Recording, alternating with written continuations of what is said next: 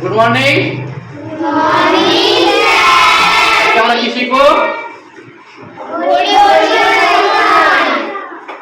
আজকে আমরা ঘড়ি ও সময়, তাই তো?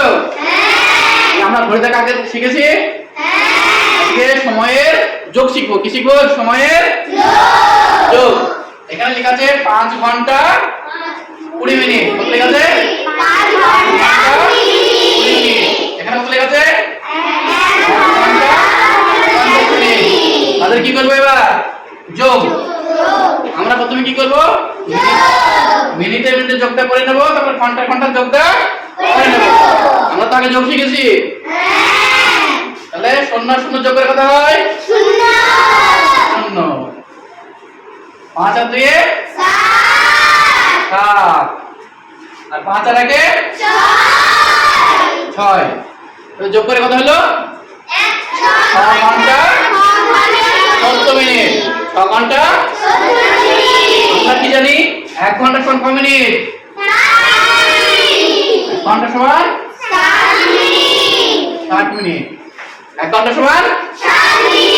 এখানে কত মিনিট হয়েছে? 60 এর থেকে বেশি হয়ে গেছে।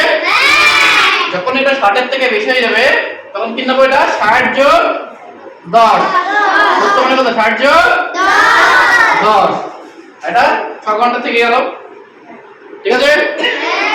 এবারে এই 60 মিনিট যখন ঘন্টার দিকে আসবে তখন কত যোগ হয়ে যাবে? যোগ হবে, কারণ 60 মিনিটে ক ঘন্টা? 1 ঘন্টা। 6 এর সাথে কত যোগ হয়ে যাবে?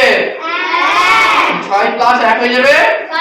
আর এই 60টা এদিকে চলে আসলো, 1 ঘন্টা যোগ হয়ে গেল। এখানে 10 মিনিট পড়ে থাকবে সমান 6 এর আগে 7 ঘন্টা কত মিনিট?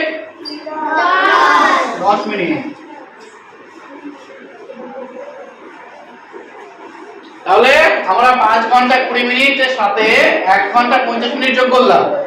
যোগ করে কত হয়ে গেল? 6 ঘন্টা 70 মিনিট। যখনই এই মিনিটটা 60 এর থেকে বেশি হয়ে যাবে তখন কি করব? 60 থেকে 70, মানে 70 থেকে 60 বাদ দেব। মানে কত? 10।